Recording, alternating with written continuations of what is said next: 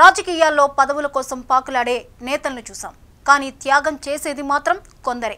ఏపీలో ఆ 3 పార్టీలు కూటమి కట్టడంతో చాలా మంది టికెట్ త్యాగం చేయక తప్పలేదు. అయితే అటువంటి వారిలో ఆ 2 నేతలు త్యాగానికి ప్రతిరూపంగా నిలిచారు. ప్రభుత్వం వచ్చాక ఆ 2కి కీలక పదవులు దక్కుతాయిలే అనుకుంటే ఇప్పటి వరకు అలాంటిదేమీ జరగలేదు. రోజులు నెలలు ఇలా ఏడాదిన్నర గడుస్తున్నా ఇంతవరకు ఆ 2కి ప్రాధాన్యత దక్కలేదు. దీంతో వారి అభిమానులు అసంతృప్తితో రగిలిపోతున్న పరిస్థితి.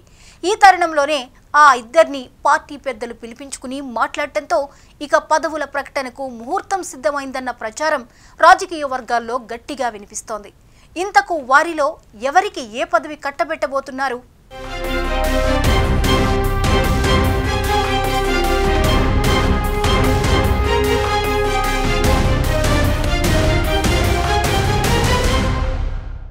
ఏపీలో నామినేటెడ్ పదవుల విషయంలో అన్ని ఖాళీలను భర్తీ చేస్తుంది కూటమి సర్కార్.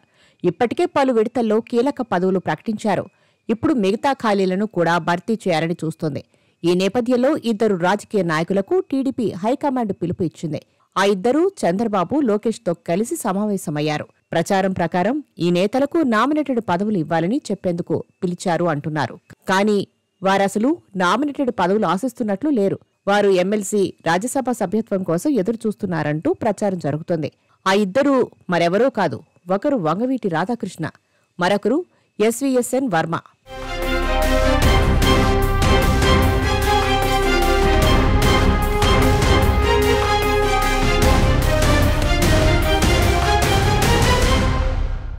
తాజాగా మంత్రి నారా లోకేష్ను వంగవీటి రాధాకృష్ణ కలుసుకున్నారు.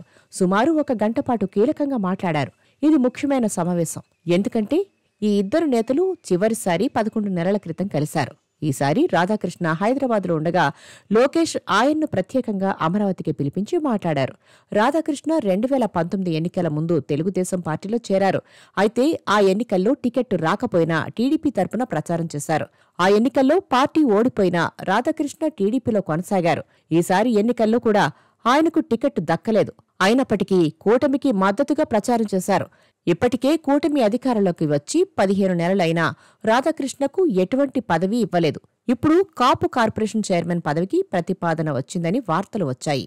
కానీ రాధాకృష్ణకు దీనిపై ఆసక్తి లేదని సమాచారం. చట్టసభలకు వెళ్లేందుకే ఆసక్తి చూపుతున్నట్లు ప్రచారం జరుగుతోంది. దీంతో రాజ్యసభ గాని, ఎమ్మెల్సీ గాని కోరుకుంటున్నట్లు తెలుస్తోంది. లోకేష్ కూడా రాధకు వీలైనంత త్వరగా పెద్ద పదవి ఇచ్చే బాధ్యత తనదేనని హామీ ఇచ్చినట్లు తెలుస్తోంది. అయితే మొన్న మధ్య ఖాళీ అయిన ఎమ్మెల్సీ సీట్లలో ఛాన్స్ దక్కకపోవడంతో మళ్లీ అవకాశం రావాలంటే 2027 వరకు ఎదురు చూడాల్సిన పరిస్థితి. అందుకే వంగవీటి రాధాకృష్ణ అనుచరులు ఇప్పుడు డీలా పడుతున్నారని ప్రచారం జరుగుతోంది.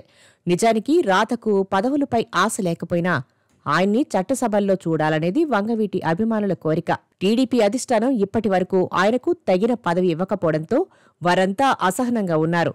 ఇప్పుడు పార్టీ అధికారంలోకి వచ్చినప్పటికీ ఇంకా వెయిటింగ్లో ఉన్న పరిస్థితిని వంగవీటి అనుచరులు ఇబ్బందిగా భావిస్తున్నారు.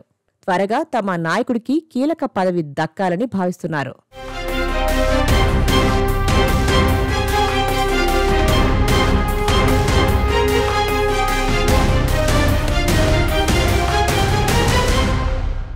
మరోవైపు సీఎం చంద్రబాబు ఎస్వీఎస్ఎన్ వర్మను కలిశారు. వారిద్దరూ అనేక విషయాలపై చర్చించారు. వర్మ పవన్ కళ్యాణ్ కోసం టికెట్ వదులుకుని ఆయన గెలుపు కోసం శ్రమించారు.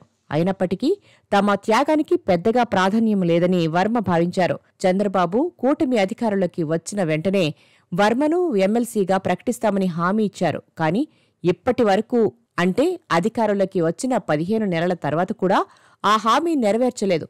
నామినేటెడ్ పదవి కూడా ఇవ్వలేదు. అందువల్ల వర్మ అసంతృప్తిగా ఉన్నట్టు ప్రచారం జరుగుతోంది. తాజాగా చంద్రబాబు వర్మను ప్రత్యేకంగా పిలిపించి చర్చించడంతో ఇది మరో కొత్త చర్చకు దారితీస్తుంది. వర్మ తనకు రక్షణ కల్పించాలని కోరగా పోలీస్ శాఖ ప్రత్యేకంగా 2 గన్మెన్లను కేటాయించింది. దీంతో వర్మకు త్వరలో పదవి ఖాయమని ప్రచారం జరుగుతోంది.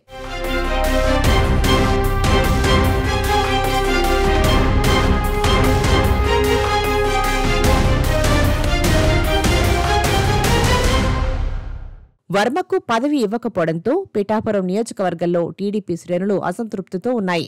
ఏ పార్టీ అయినా మరొక పార్టీపై పూర్తిగా నమ్మకం పెట్టుకోదు.